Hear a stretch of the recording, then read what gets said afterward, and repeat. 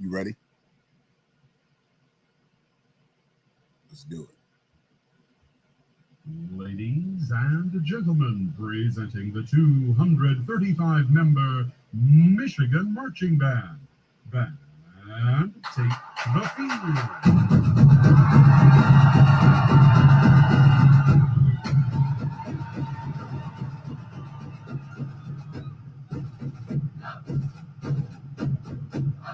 Under the direction of Professor Jamie L. Nix, the M Fanfare.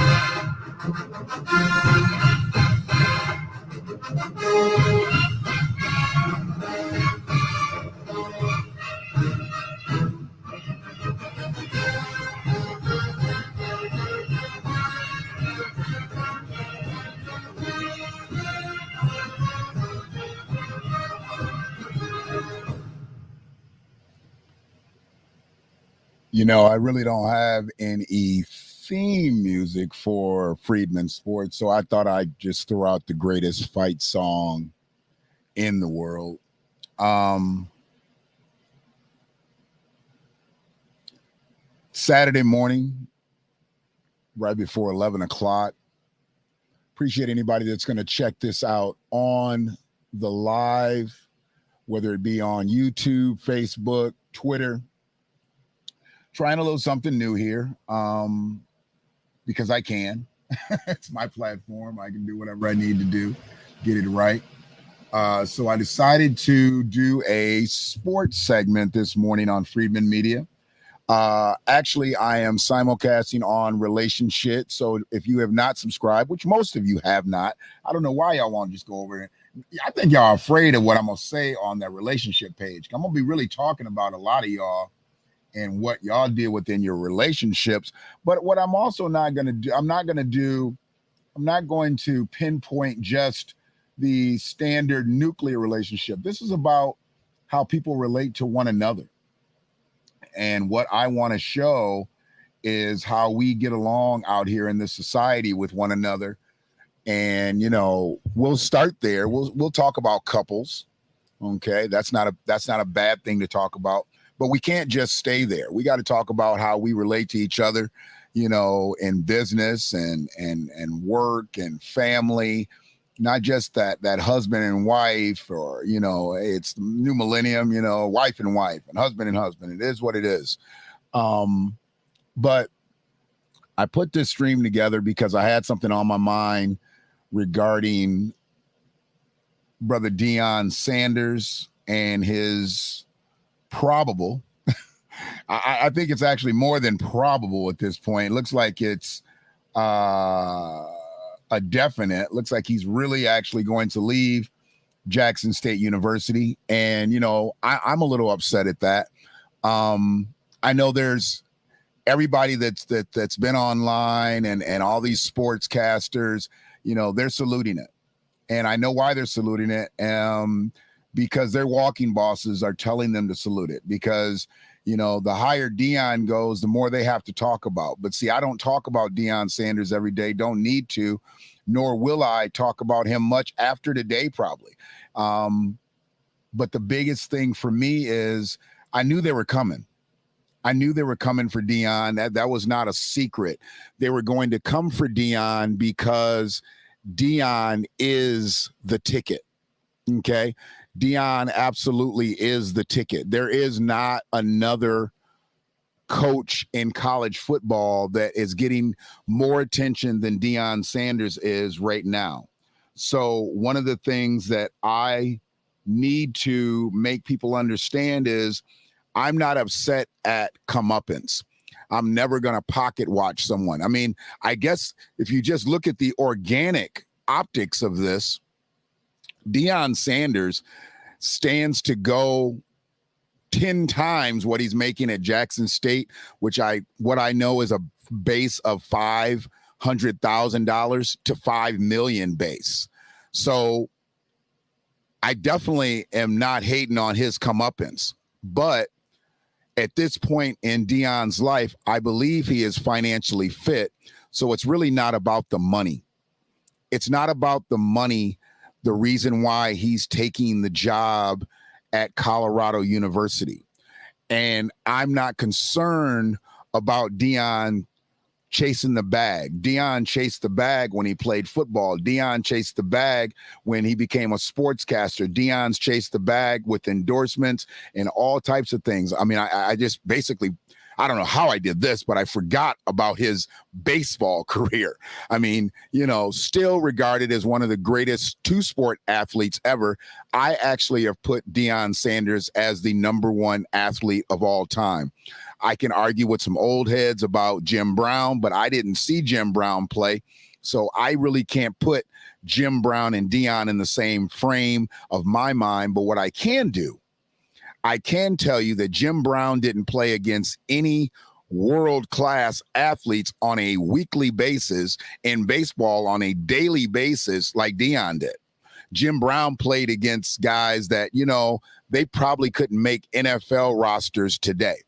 And from what I heard from my father and other old heads, Jim Brown was a ridiculous lacrosse player. Jim Brown could probably play lacrosse today. Absolutely. But what I knew about Deion coming out of high school, he was a star in football. He was a star in basketball. He was a star in baseball, and he was a star in track. Now, put Deion in today's world, in his prime, I think Deion's still a star. Put Jim Brown in today's world, in his prime, I think Jim Brown would be a great NFL running back based on the way the rules are and things like that. Now, putting back about 10 to 15 years when the NFL was really, it was tough. I don't think the NFL is that tough anymore. And good morning, Sue. How you doing in YouTube? I don't think NFL football is really as tough. They protect the players a whole lot differently than they used to. And the pads that they wear now versus what they wore 15 years ago, if Jim Brown wore that today, he would hurt a lot of people who were trying to tackle him versus back in the day, the way they had everything all padded up. It's a different world. So we're not going down that world. We're not gonna stay there. What I wanted to talk about was, absolutely being upset that Deion is taking this job. And I'm upset in a selfish sense. Okay. You've got to understand, I'm upset in a selfish sense.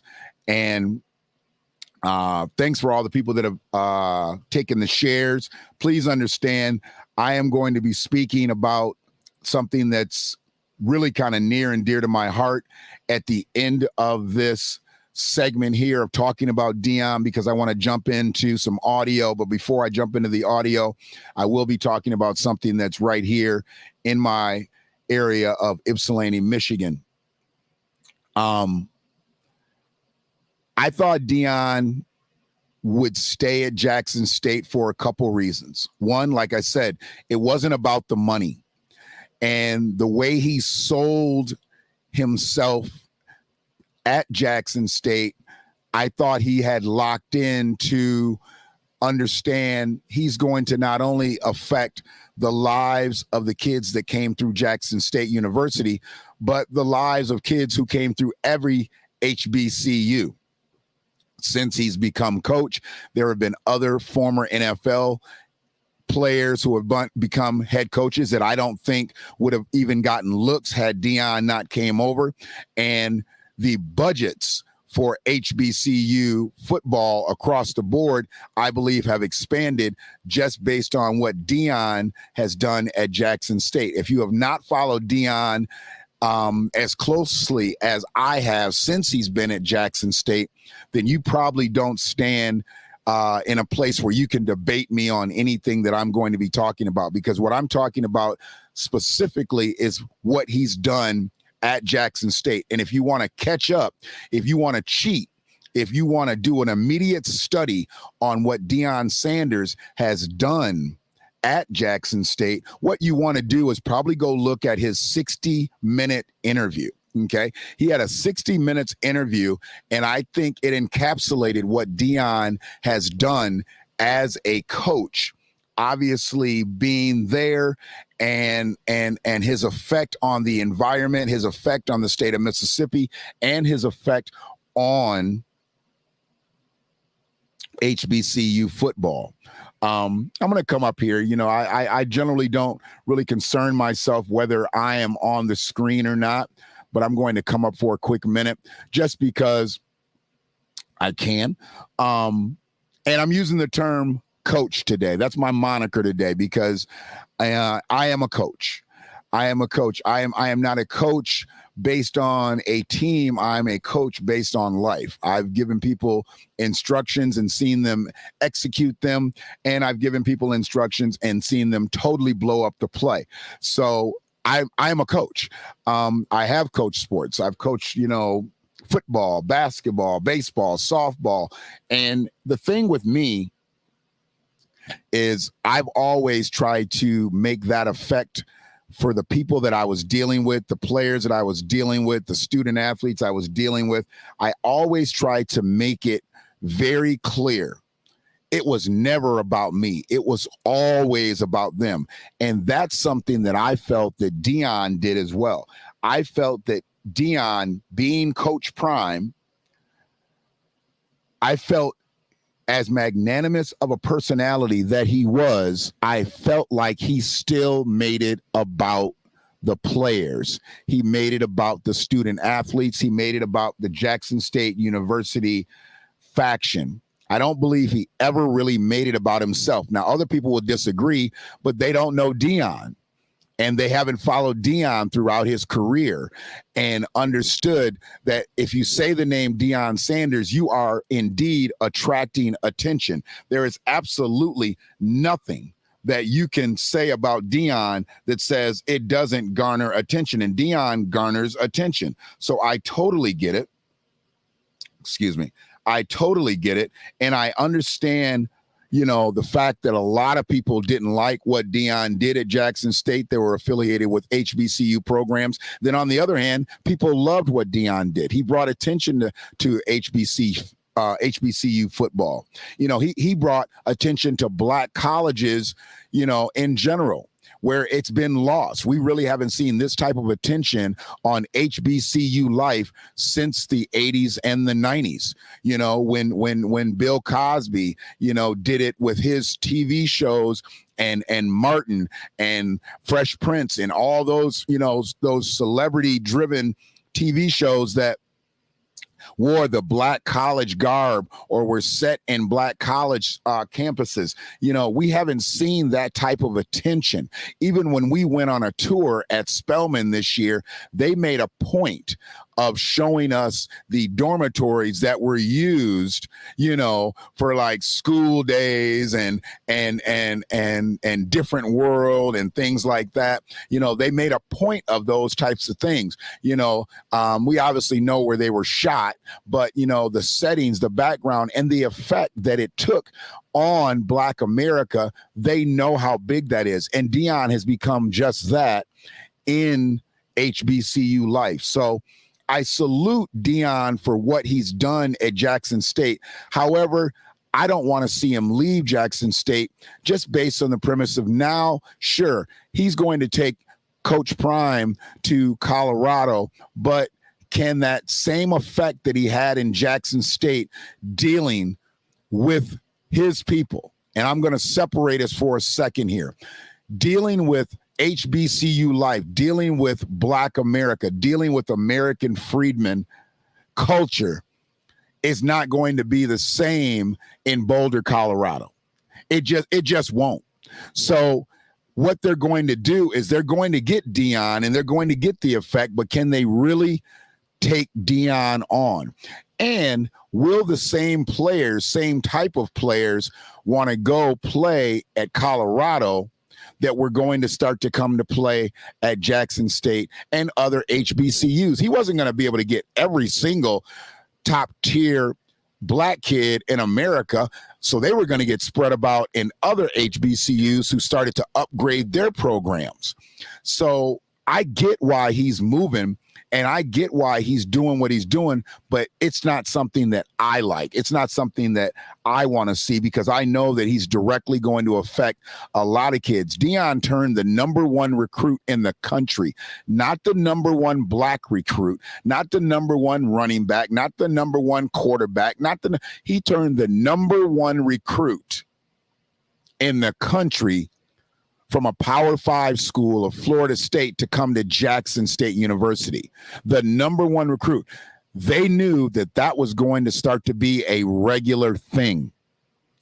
And now that kid's a star at Jackson State University. Now, I wonder if Jackson State's roster will start depleting because Coach Prime is leaving. You know, will they sit around and wait to see who's going to replace him and say, hey, I'm going to stick it out here? I can't see that. I see them either transferring to Colorado with Coach Prime, or I see them moving on to another school. If they're qualified to play at a Power 5 school, they'll do so. They're not going to definitely move laterally and stay at an HBCU because what they've got at Jackson State is not what anybody else has at any other HBCU. So where I'm at, I'm pretty much set in my beliefs that this is going to hurt tens of thousands of Black kids across America who have had that thought and that dream of playing college football and seeing Coach Prime make it a reality that playing an HBCU game can be a big time game where just a couple years ago, it was really a lost cause.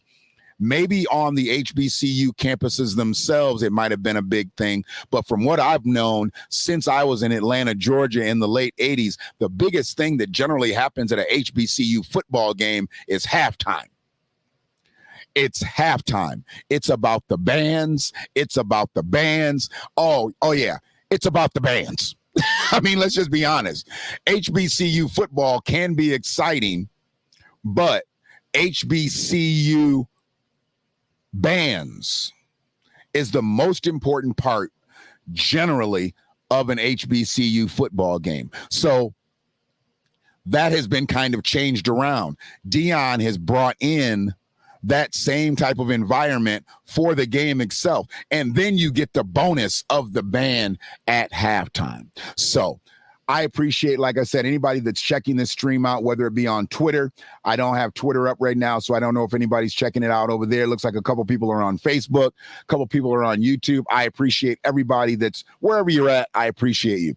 If you catch it on the playback, know that the love is the same. You don't have to be here live. The message is never going to diminish if you don't watch it live. It will take the same effect. But yes, Deion looks like he's on his way out, leaving Jackson, Mississippi, on his way to Boulder, Colorado. And you know what? I congratulate him. I salute him because he did what he said he was going to do. He came in, he dominated, he won, he changed lives, he changed the culture. But I think it's going to directly affect negatively a lot of kids across America, not just at Jackson State University, but across America. So give me one quick second, just making sure I was supposed to do something right at 11, and then I got this on my mind, and I said, you know what? I need to get this off before I break out. I'll get this off before I break out, so I appreciate it. The next thing that I really want to talk about, because Deion obviously was the highlight of this stream, but what I really want to talk about is we've been going through this thing with Kyrie Irving, and it looks like that's somewhat dying down. I got to go back and look at that press conference. It was like Kyrie had his kids at the presser, and I don't know exactly what they were asking Kyrie or if they were talking to his kids, a la, how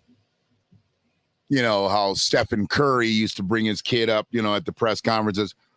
But I thought it was great to see Kyrie in a mode of fatherdom, as an American Freedmen father, as an American Freedmen grandfather. I take pride in who I am, as a parental figure, as a grand parental figure.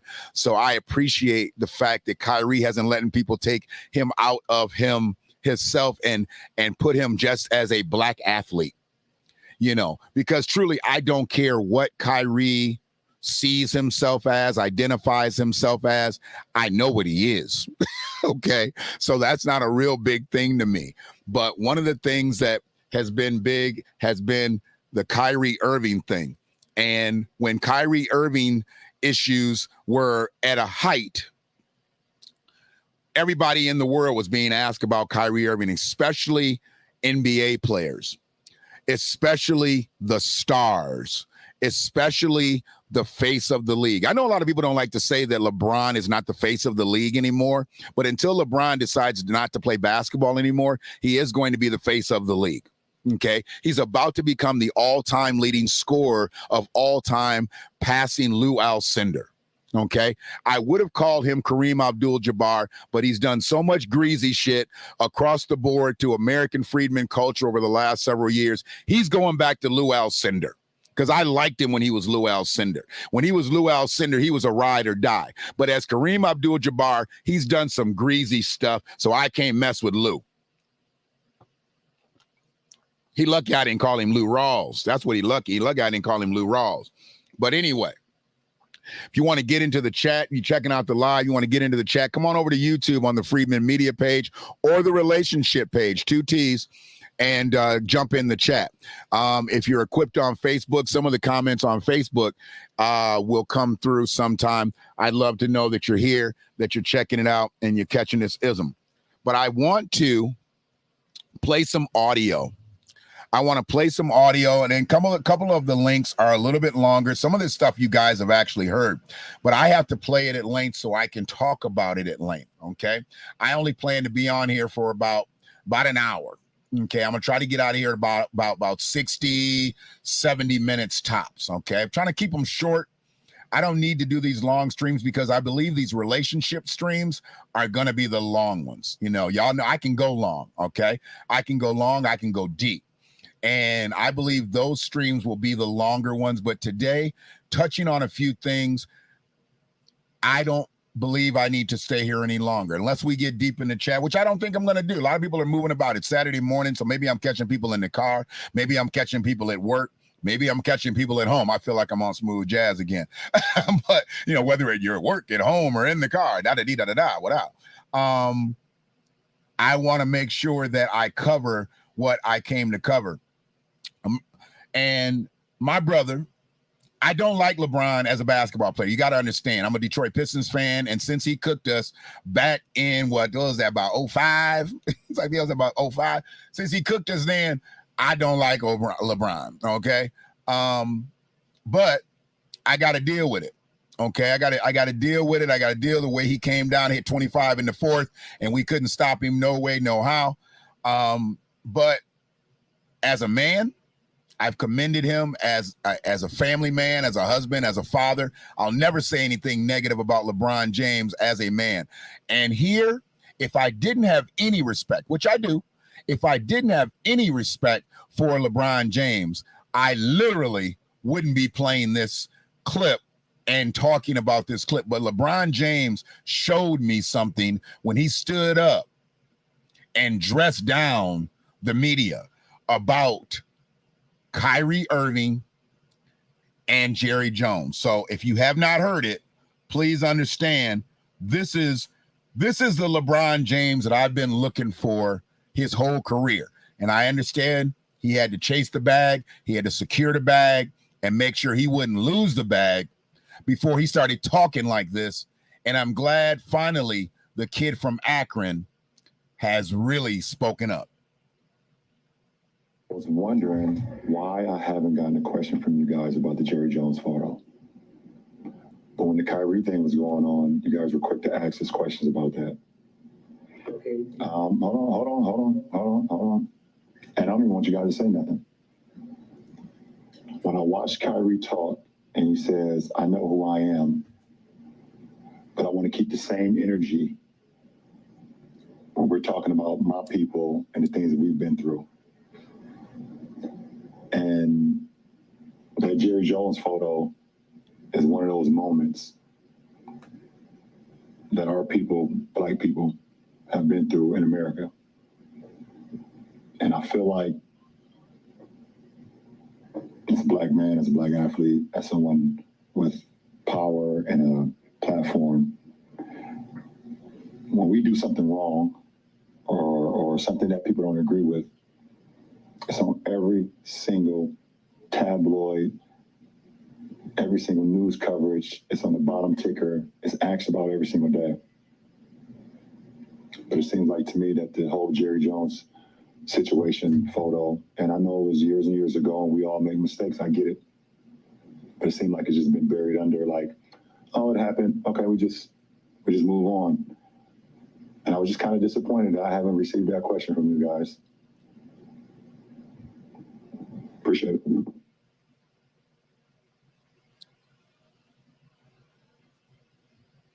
I thought that was incredible. I know it doesn't sound like a lot, but to me, that was 92 seconds of unadulterated, unapologetic behavior by an American freedman. Now, those who may check in and understand what I'm speaking about with these athletes, you're probably wondering why I'm saying American freedman, because this is Freedmen Media. I am an American freedman, and I generally speak about American freedmen things. I don't always just talk about reparations or repair, recompense, and things like that, but I do. You've got to go find that in the message. So understanding what LeBron did, he opened the door, he opened the channels, because he wasn't yelling and screaming. He wasn't berating anybody. He wasn't dodging anybody's questions. He had let them ask all the questions that they were going to ask him that at the presser. And then he broke into that. And then he dropped the mic, literally dropped the mic. Didn't give them a chance to come back and ask him something because they didn't deserve to. He asked them why they haven't said anything about Jerry Jones. But they've been asking about Kyrie the whole time. And see, I know a lot of people are probably wondering why I'm talking about LeBron James and Jerry Jones? Well, the reason I'm talking about LeBron James and Jerry Jones, because he's been compared unfairly. And where is that picture? Did I not do that picture? Hold on one quick second. I thought I did. But let me dig that up real quick. And while I'm doing that, how about this? I'm going to just break left just because I can. And while I'm getting this image up, okay, I want to talk about this place. This place is called the Love Stand. All right. This place is called the Love Stand. And the Love Stand is a place where people can actually go get food and clothes and other resources in my community, a city called Ypsilanti, Michigan, right outside of Ann Arbor, Michigan. If you're a sports fan, which I believe some of you probably are, if you're watching this via the sports pages that I shared this on. I didn't share this on all the political pages today. I shared it on a lot of the sports pages that I'm a part of, and whether they let the stream go up or not, I don't know. We'll see how much viewership we get on it. So one of the things that I wanted to do, I wanted to talk again because the Love Stand has to disband tomorrow. Today is the 3rd, tomorrow is the 4th. And they've been told by the city of Ypsilanti that they are no longer allowed to give out free food, free clothing, and help people with resources that they need. From what I know, they've helped people pay utility bills. You know, they've obviously got benefactors throughout the community that helps people pay utility bills, pay their rent, pay car notes, all types of stuff, you know, and they're being told to disband because of some people who control that area business-wise. A French family, they're a Caucasus family, and their name is French. Linda French, Jessica French, and Linda's brothers own restaurants all in this corridor. And from what I know to be true, they have basically called in the dogs, because you got to be a dog to make someone who provides a food pantry, a clothes closet, and other types of resource opportunities for people who are underserved in the community. I'm not even sure exactly how it got to the point where they would want to put themselves behind this type of 8-ball, because that's what they did. But everybody is asking me that doesn't really know how do you know she did it? Well, seeing that the place is right behind her business, and she's all but gotten rid of every other business in that area by using her political power locally and statewide, and calling in the police and making sure that people harass people that do business in that corridor. She didn't come in to support when the city said that they had to leave. And she's the most powerful figure in that corridor. So if she didn't have anything to do with it, then she would have wanted to stand up and stand out as a hero of sorts and say, I don't want this. I don't need this coming back on me and my family and our businesses. Let these people have the Love Stand. Let these people continue to serve the community. But she didn't. So where I broke left, I had to do what I had to do there. And I'm going to pull up the reason why I wanted to talk about this, you know, with LeBron and Jerry Jones, because he's literally been ridiculed. And it's been, let me just tell you, it's been all white. I got to get rid of something. It's been all white sportscasters. I haven't seen one black sportscaster go at LeBron the way the white sportscasters have gone at LeBron based on his relationship, or so they thought, relationship with Jerry Jones. And this is how they do you. They try to use your popularity, your influence against you. And what LeBron said, he said, I have power. What I really would have liked LeBron to have said was, I have influence. I have influence. Because although he's a powerful person, he's a powerful presence, I don't really believe that LeBron has the power that he's going to have probably when he retires from basketball, walks away from the game itself, and the bag is not based on his arms and his legs and his basketball IQ. But this is what they were talking about when they brought it up. LeBron at one time had a relationship, a direct relationship with Jerry Jones, okay?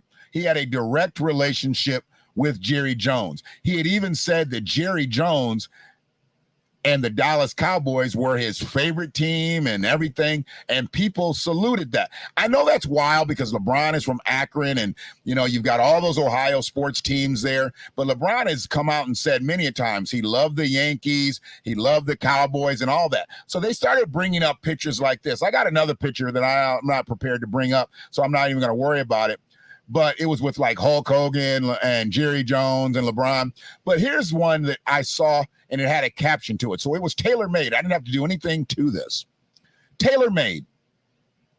Since LeBron wants to talk about old pictures of Jones, let's talk about his old ones with him. See, they're trying to make it seem as if LeBron is two-faced here. But LeBron has been separated himself from Jerry Jones and the Dallas Cowboys because he said he did not particularly like the way Jerry Jones handled the Colin Kaepernick situation. And they know this. They know this, but they tried to use LeBron's influence, his popularity against him. See, they only want you on the court. They only want you on the field. They only want you running and jumping. And that's why I have to say, every time I see that, I just say, run, nigga, run. Because that's what they like about you. They like that when you get out there and you get to performing and you get to doing everything that they can't, for one, but they can enjoy in their leisure. See, all these people that generally talk like this have never picked up a ball, a bat, ran on a track, or anything in their life. But they love to throw stones at people like LeBron and other highly influential athletes, entertainers, whatever it is, that are black. You never see them throwing stones at anybody that's influential that is white. When have you seen Tom Brady or Aaron Rodgers or anybody like that catch that type of heat? I don't know any basketball players that are not black that have that type of popularity influence. If I did, I would have come up with it. I mean, Larry Bird pretty much lived a crystal clear life, and, you know, he didn't do anything wrong, so he would have probably been the only basketball player that I would have brought up. But you don't see nobody say anything bad about Larry Bird, and rightfully so. Larry Bird ain't really did nothing bad, I guess. But this is what they want to do. This is what they see when they see LeBron standing up for himself. Not only standing up for himself, standing up for black athletes, standing up for American freedmen. Standing up for American freedmen. And I saluted him for that. And the fact that he took this picture years ago and has since separated himself from Jerry Jones and the Dallas Cowboys circus that is, my thing is, they want to talk about that, but they don't want to talk about the deflection that Jerry Jones has absolutely done. And I captured that audio, and I was like, dang. He not only didn't give direct answers to the questions, he literally almost tried to play a dementia patient. If you haven't heard Jerry Jones respond to the picture, him being in the picture, let me play that for you, okay? I got to play that for you because Jerry Jones literally acted as if he didn't quite remember things.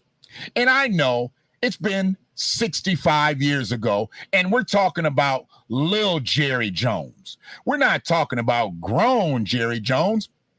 We're talking about Lil Jerry Jones. See, they always want to make a point of Jerry Jones is only 15 years old.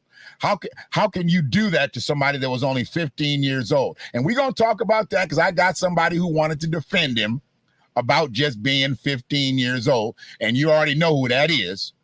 But let's hear Jerry Jones, as an 80-year-old man, talk about what this 15-year-old man had on his mind when he was out there keeping those young American Freedmen students from coming in to gain an education just like him and his race soldier and friends.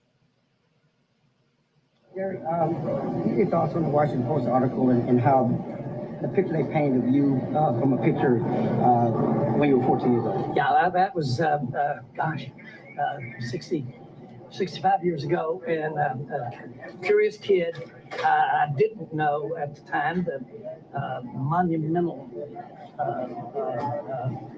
event really that was going on, and I'm sure glad that we're a long way from that. I am, and we just that would remind me just continue to do everything we can to not have those kinds of things happen. Any regrets just being in the photo, being there at all? What? Any regrets on being in the photo, being there at all? Well, I wouldn't have just dug that up, for sure. I mean, seriously. But that was curiously, I got criticized because I was more interested in how I was going to be punished by my coaches and everybody for being out front. But nobody there had any idea, frankly, what was going to take place. You didn't. We didn't have all the last 70 years of reference and all the things that were going, and so you didn't have a reference point there. Still, I've got a habit of sticking this nose in the right place at the wrong time. Did you get in trouble with your coach for being? I sure did. What was the punishment? Well, I was a young sophomore trying to make the team, and they kicked my ass. Jerry, it came up to the Little Rock situation at Little Rock Central, though, right? That photo and that incident. Excuse me? That incident came out, the situation in Little Rock Central. Well, that was North Little Rock, Right. which was literally just 2 or 3 miles away. Was it the same day as Little Rock Central, but it came a As I different day? recall, it was certainly in proximity with it. Those were certainly the issues that were going on, but did not have the structure or it was not the event that the central thing was. Jerry, do you understand the perception that people have of you standing there? Because that was not exactly a welcoming committee that day. Yeah, I sure do, and I understand that. I've just understand it. Yes. So for the people that look at that and say you were a part of that, and you're saying you were curious, and other people are saying, well, this was a crowd, basically, Look, that was 65 years ago, and I had no idea when I walked up there what we were doing, and it just is a reminder to me of how to improve and do things the right way. So what did you think of the crowd who, these kids were just trying to go to school? There was a whole lot of people, there was a lot of hostility towards it. Yeah, you want to ask me what I was thinking? Okay, I was thinking about I'm going to get in trouble for being up here, and I didn't know what was going on, and I was 15 years old. And so having said that, that's all that I can remember. Okay. See? That's all I can remember. Well, I was 65 years. He said it was 65 years ago, at least 2-3 times. We know how long ago it was, Jerry. We absolutely know how long ago it was. You don't have to keep telling us how long ago it was. We know exactly how long ago it was. Okay? And shout out to my sister Jamila, and shout out to Shannon Glover for sharing on Facebook. There were some pages that I actually shared to, and they are now sharing the stream. So anybody that does that, I've got to give them love, because I don't even know if they're actually listening to the stream right now, but shout out to them for sharing the message. That means they're pushing the message further. So that's what I need. See, I don't need 1,000 people watching me, but if people share the message to somebody else and they share the message to somebody else, that's how it gets out. I only need to say it one time. Okay. And I share it to the spaces that I dwell in and go watch feeds and things like that. But when other people share the message, I definitely have to shout out and salute those folks. Those are riders for real.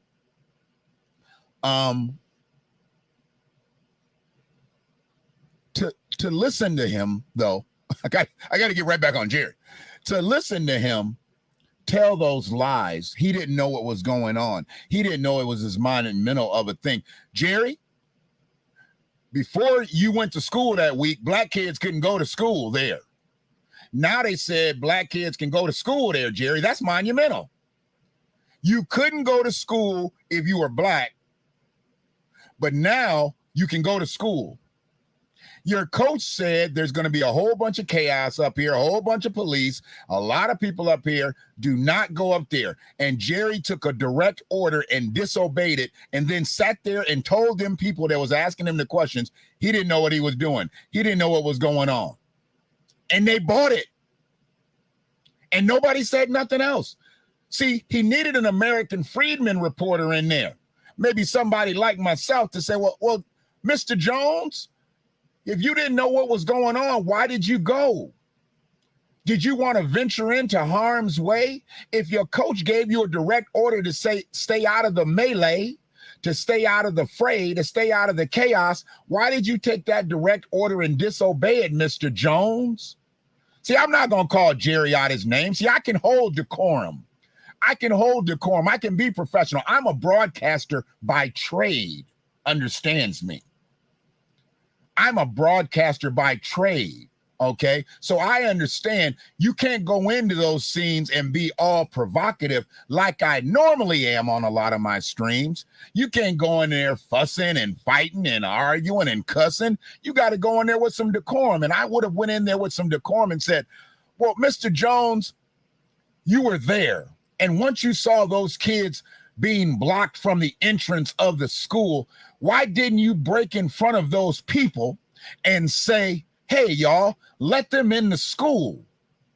Let these kids in the school. They going to school with us now. How come you didn't do that?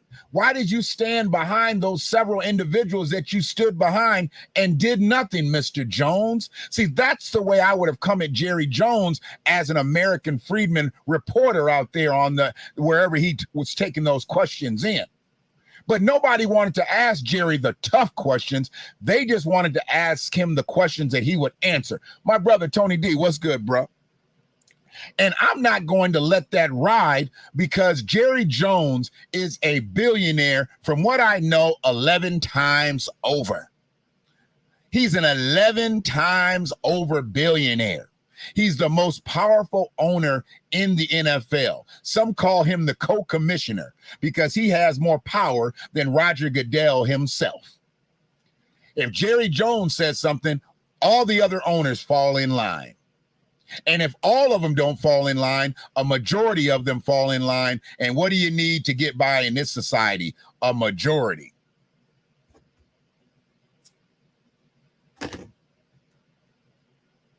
So listening to Jerry Jones lie, listen to him lie to those people, that upset me. But it didn't upset me to the point where I was like, I'm going to go off on a rant. No, I said, I'm going to come on in here and I'm going to cook slowly, eloquently, beautifully, intelligently. And if anybody knows me, you know by now I'm 45, 47, 48, almost 49 minutes in. I haven't used a profane word yet. Some of y'all say, I can't do none of this without cussing. He always cussing. Why he always got to cuss like that? I done almost 50 minutes and ain't used a profane word yet. Now go tell that to your mama. So after I listened to that, I said, you know what? Let me get back on the other end of things and come back to my freedmen peoples. because one of these brothers that I've really been checking out over the last several months has been Jay Williams. Jay Williams has really shown me a lot. His NBA career was shortened, I believe, by a motorcycle accident. It was shortened by a motorcycle accident. And from what I know, he experienced a lot of depression and all types of things. I mean, his dream went away. But he has surfaced as a ridiculous sports commentator, sportscaster, journalist, whatever they want to call him. He's a very, very, very intelligent brother. And what I like about him is that he speaks freely. He is not compromised. I think Jay Williams goes in every day saying, you know what? This might be my last day here, but I'm going to still say what I need to say, and we're going to move it on. Okay, we're gonna move right ahead. Jay Williams said something so beautifully, and what I liked about it was that he was cool. What Stuart Scott used to say, cooler than the other side of the pillow, cooler than a fan, right? He was on a panel with Stephen A. Smith and the young lady that's in there with him. And I caught something that Jay said. Don't think that I'm gonna come in here straightforward on y'all today. I caught the slickness that Jay said. And what I'm gonna do is I'm gonna shake on that. I'm gonna shake on that. But I'm gonna go with Jay, what he said first, and then we'll have a little bit of fun with it. We'll have a little bit of fun with it. Because I'm telling you, this brother is one of the most solid brothers out. Man, we miss him dearly. They don't make him like that, brother. Stuart Scott was phenomenal. He was an incredible sportscaster. And I don't believe we'll have another anchor like Stuart Scott ever again. I don't believe they'll give anybody else the freedom, the autonomy to speak the way Stuart Scott spoke. But what he did was he broke the mold. He broke in. Now everybody trying to do the Stuart Scott. Anybody that talks like Stuart Scott now is doing the Stuart Scott. They didn't create that type of mantra. Stuart Scott created that type of mantra. He created that type of wordplay. He basically brought hip hop to sports broadcasting because nobody had done it like that before, and it still lives on today. But let me bring this up about Jay Williams. Jay Williams, it's my dog. I'm telling you, it's my dog. So here we go. Hold on one quick second. This one's a little long again, but you got to listen to really understand how thorough that this young brother is. Jay Williams on the same panel as Stephen A. Smith. He looking right at the camera on this. So it's a beautiful thing. But I caught him with one of them poses where he was disgusted. I love it. I caught him with that disgusted pose, right? Okay. So this is Jay Williams cooking. And here we go. Williams joining the conversation. Great to have you, Jay. Whatever you want, baby. Jay, I'll start with you.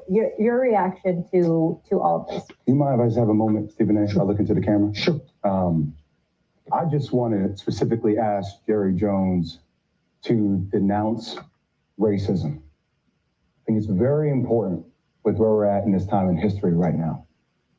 I didn't hear him do that with Colin Kaepernick. His silence was heard all over the country as related to George Floyd. And here was another opportunity where, frankly, Stephen A., I felt like his answer felt to me was above approach, right? He was above the matter. In the end, we will remember not the words of our enemies, but the silence of our friends. Mm-hmm. Jerry Jones, our friend. I think that's very important. And I say that because I don't condone the 14-year-old kid or not. Like, I agree with you. We're on the same page, 14-year-old kid, curiosity.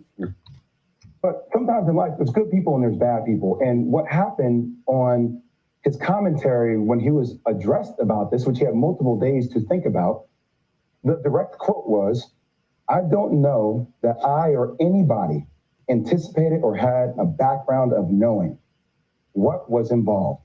It was more of a curious thing." Mm-hmm. Why is Jerry Jones absolving the hundreds of people who were around him who had different intention? Why is he speaking for everybody's intention? When you could tell that maybe he was curious, but there were a lot of people there who weren't curious. There were a lot of people there who were racist. And that's okay to say.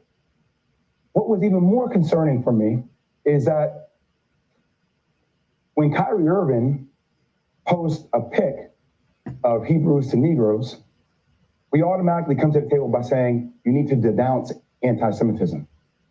But Jerry Jones didn't denounce racism, right? It felt like he deflected. And how come he didn't use words, Stephen A? Like that moment was a grotesque time in history. It was monstrous. It was ugly. Those kids didn't deserve that. But his whole approach, Stephen A, felt like he was above that. Now, I know there are power dynamics in how this whole situation works. Kyrie Irving is an employee, Jerry Jones, an owner of a team. And I get that people are going to say, well, at the end of the day, if it doesn't affect Jerry Jones's bottom line, then he's going to stay away from that. And what I'm trying to say right now, for where we're at in this time of history, you need to choose a side. Because that moment, Jerry Jones, the 80-year-old man, reminded me of the 14-year-old kid still being curious.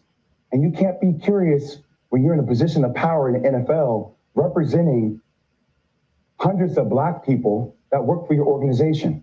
The players have asked you to speak up about things like this. I just feel like it was a very missed opportunity for him.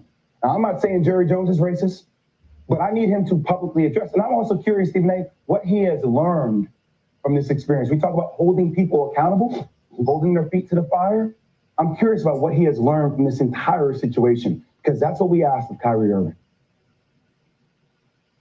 I mean, that was beautiful. That was beautiful. When you speak like that, okay? When you speak like that, they've got to listen. Just like when I speak the way I speak, they don't have to always listen. When I get to cussing and hollering and screaming, they don't always have to listen.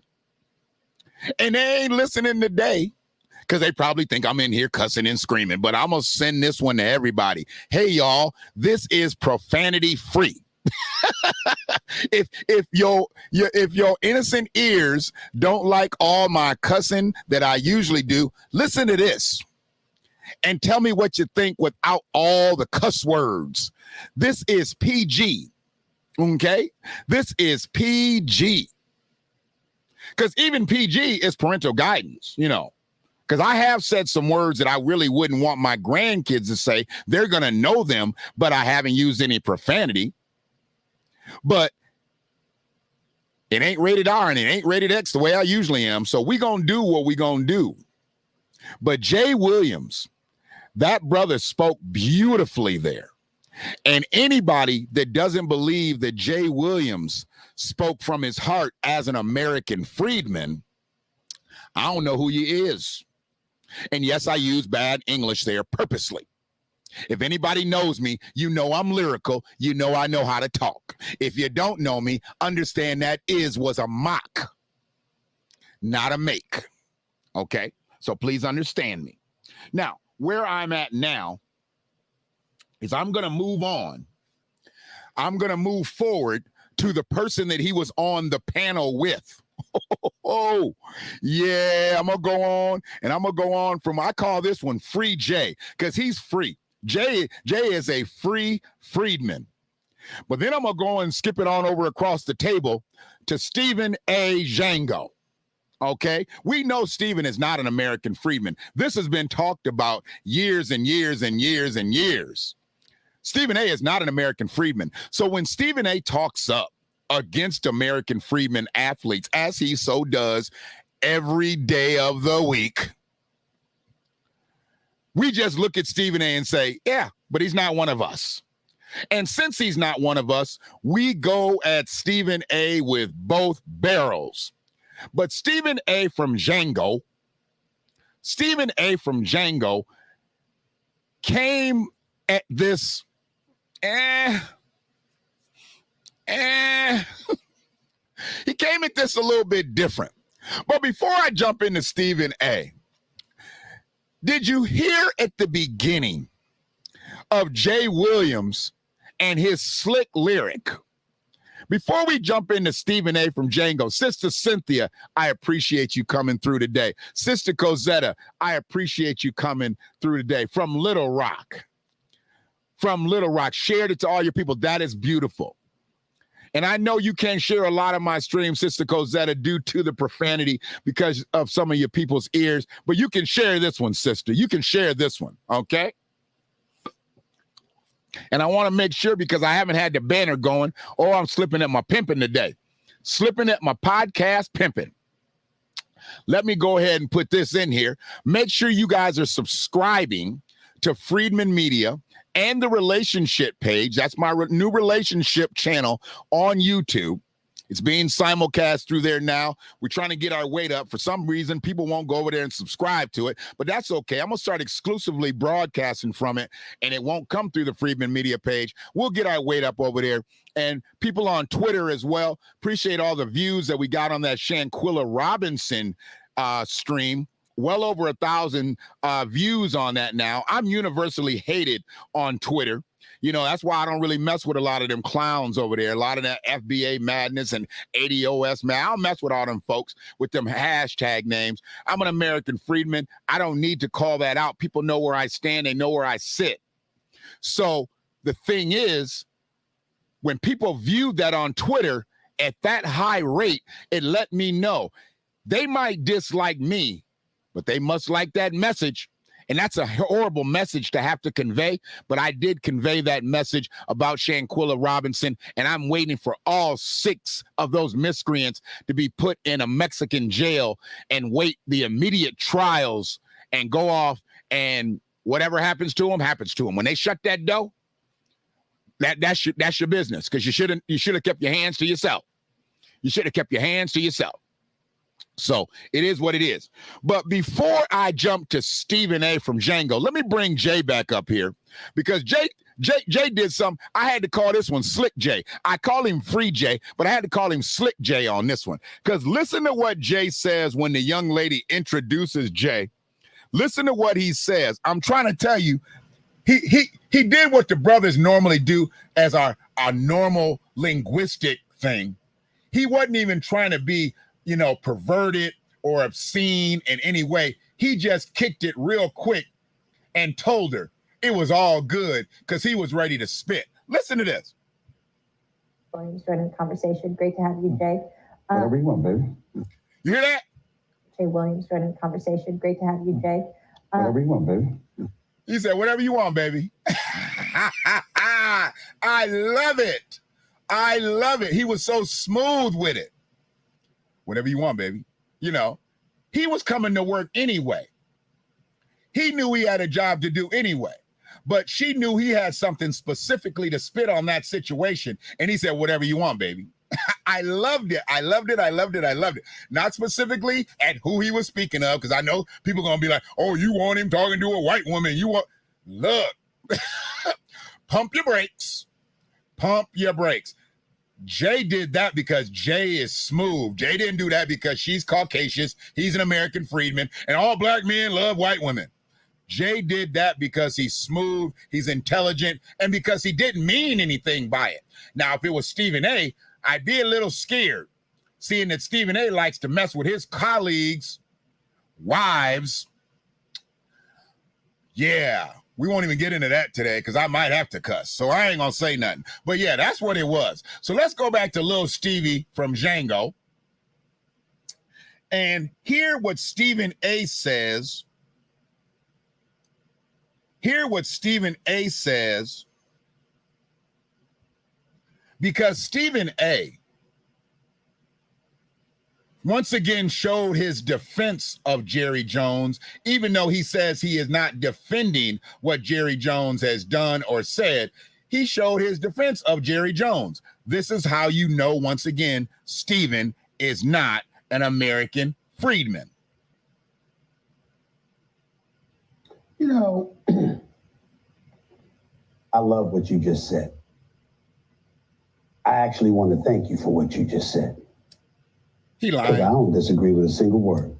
You lying. Here's what I want everybody to understand, and this is why I went off about it on my podcast, No Mercy, because you got people that wanted to come at me in the wrong way. I stand by what I said in regards to a 14-year-old in a still photo. 15. And that's what you want to use to jump on them. You just highlighted, there's plenty of other things to jump on Jerry Jones about. He ain't never hired a black coach. You didn't stand up for Colin Kaepernick and his rights as an American citizen to do what he did. You didn't speak out initially. You were actually hiding when it came to social justice issues, Jerry Jones. Jerry Jones would tell you, I told him that. Where you at? I don't give a damn what you say. Say something. You got to speak up. You can't be quiet. But that's entirely different than using a still photo of a 14-year-old standing in a crowd in 1957, pre-civil rights, pre-voting rights, because clearly the climate of those times were what it was. Do we need to regurgitate what the hell was going on in the Jim Crow South? We all know that story. Lynchings, murders, rapes, mayhem, all types of stuff, all types of insidious, despicable things that was done and inflicted upon the black race. We understand what the hell was going on down there. So if you're Jerry Jones and you're standing in the crowd, I'm looking at how you're acting more than I'm looking at what the environment is. Because to me, that environment was all over the damn South. We didn't ask Stephen A. about the South. We didn't ask him what was going on all over the country. We talking about Jerry Jones standing on them steps, blocking them black kids from going into the building. But he always wants to deflect, just like Jerry deflected, just like everybody else is deflecting. Stephen A. can't stand on nothing but that pile of money that ESPN is paying him. And he's making a handsome ransom. I give it. He's a highly paid indentured servant. I get it. But for him to continue to defend Jerry Jones, for him to continue to defend Jerry Jones blocking those black kids, because I don't care if he was in the fifth row, he didn't break through and say, hey, fellas, let these guys get into school. Because I didn't see any girls right there. It was just the boys against the boys right there. I know there was some black girls that was trying to get into some of those Little Rock schools, but at that point, it was just the boys right there. How come he didn't say, hey, fellas, let these guys get in school, man? They can go to school with us now. He stood back. What Donald Trump say? Stand back and stand by. That's what he did. That's what he did. He stood back and he did nothing. Talking about they kicked his ass in football practice. Whatever, man. Whatever. We don't care about that. The fact that you didn't do anything then, and then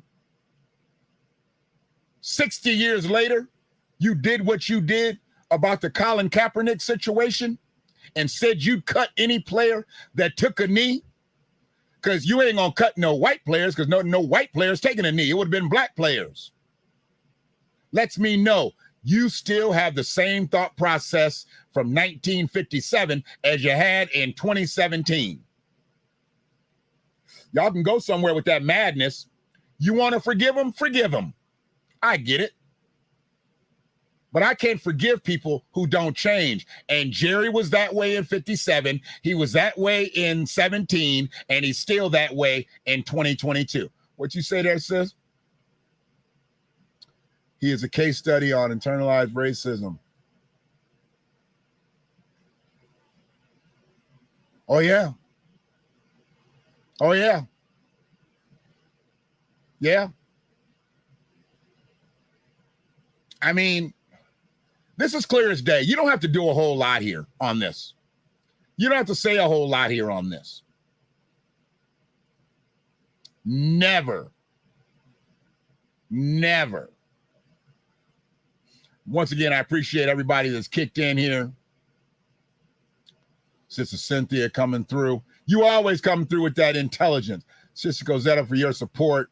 Once again, yes, we do, bro. We miss Stuart Scott. Throw Sue up there. I forgot to put that up there. I'm bad on these comments, y'all. I get so into the message That's why I say I'm going to get me a mod. When I start getting like 10 actual viewers on my live on a regular basis, I'm going to get me a mod and have somebody be able to throw up them comments and stuff like that. Because right now, I'll be more into the message and making sure the message and the audio and the video and the images come across clear. I'm not so much into all the other stuff. All right. So was that everything? I think that was everything that I had as far as that went. Let me see. Oh, I did want to conclude with this.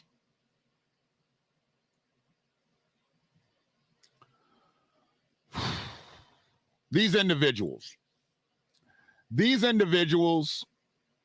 from Michigan State University's football team, 6 of them have been charged with misdemeanors. 1 of them was charged with felonious assault.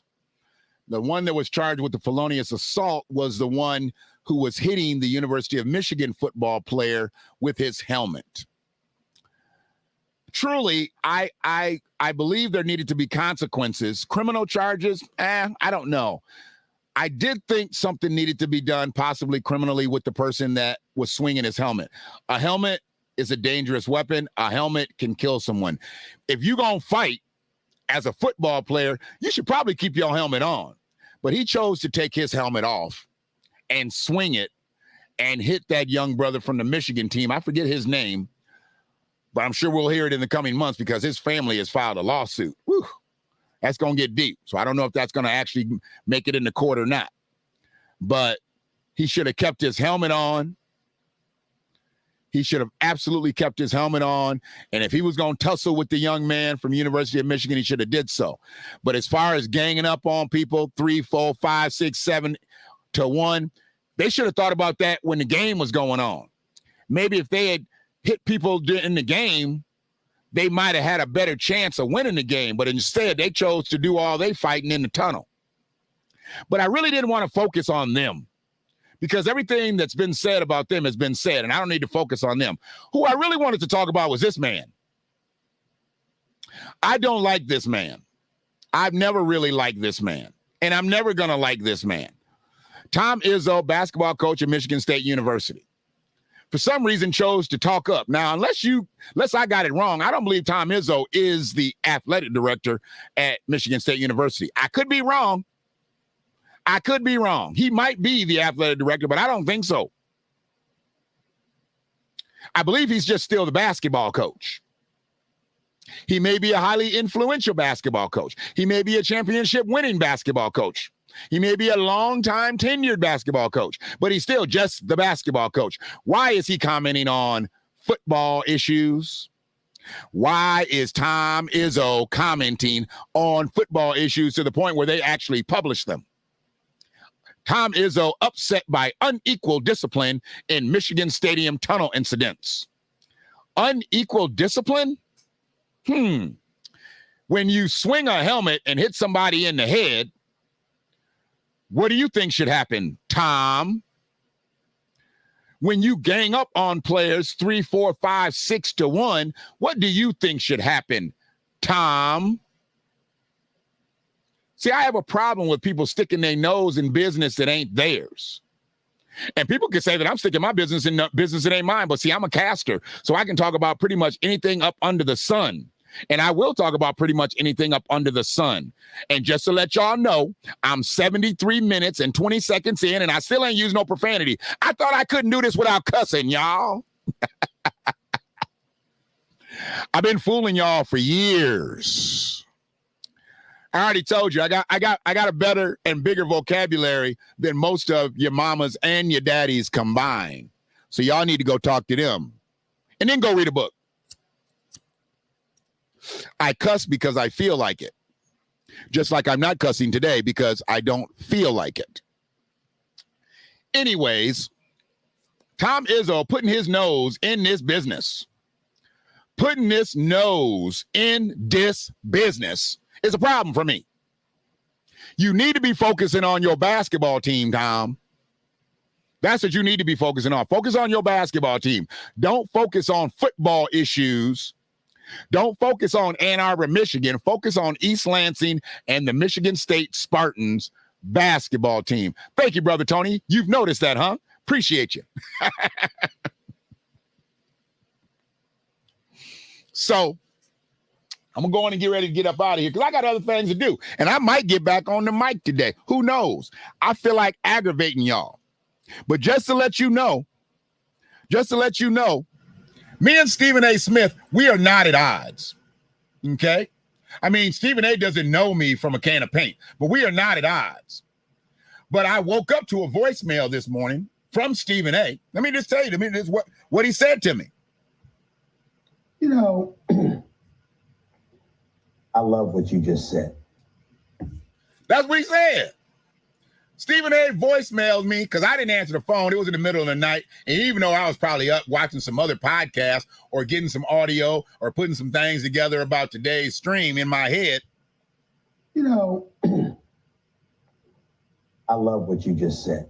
When I got this, I was like, dang, Stephen O. really, really appreciates my work. I appreciate Stephen A. and his hairline. You know, I love what you just said. And just to let you know, Stephen A. is not an American Freedman. And if you didn't know that before I told you that, just look at that hairline. See, here you go. Here you go.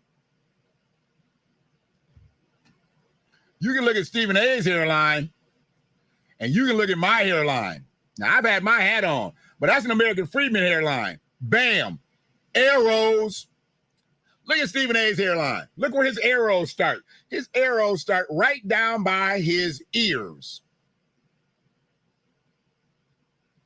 His arrows start right down by his ears. But I'm not going to condemn Stephen A.'s hairline no more because he left his voicemail. You know, I love what you just said. So it's all good. Stephen A. would probably have a really good conversation with me if he knew who I was.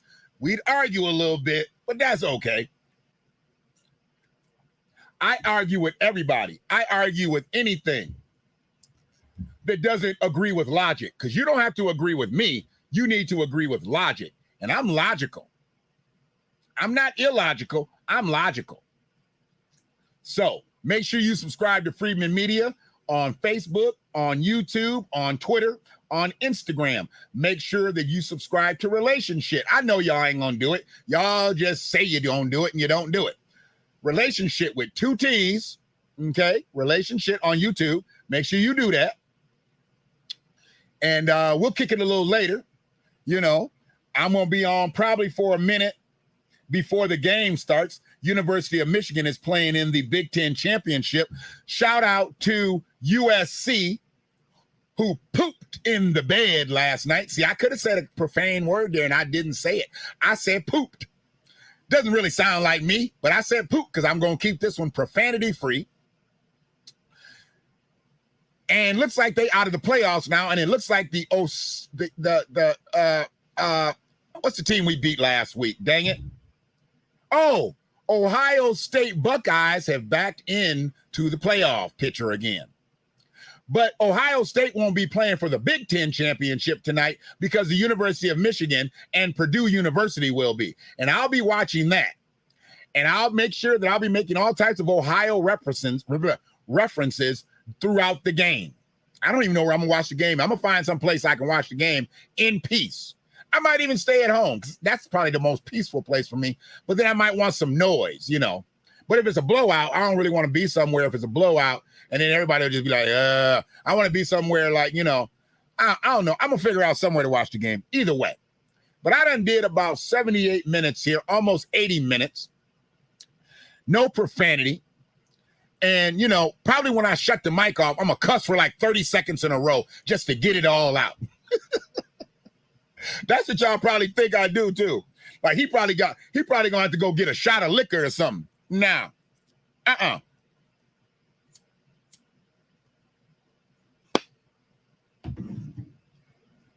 It ain't even got to be like that.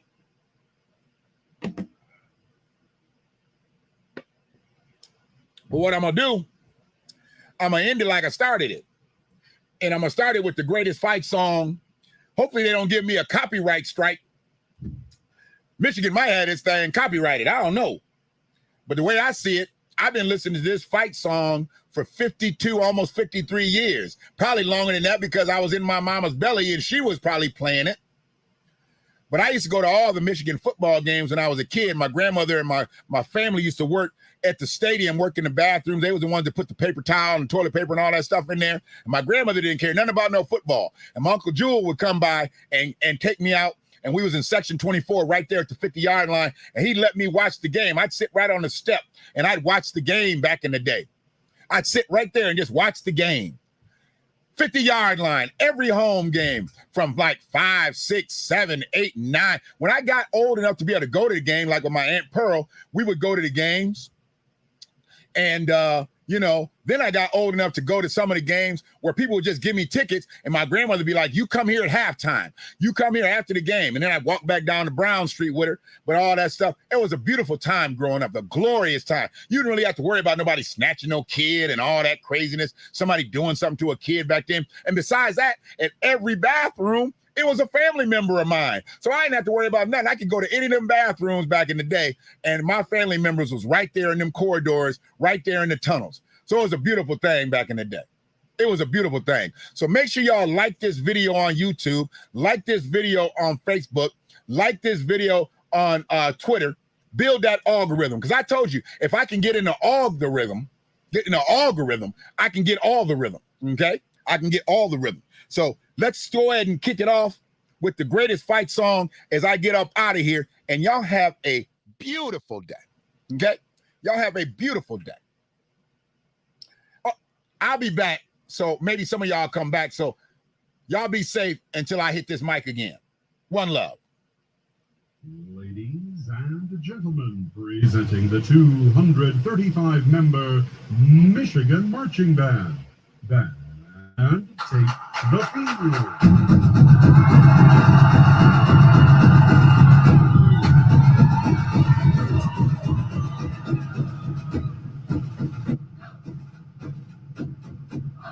Under the direction of Professor Jamie L. Nix, the M Fanfare.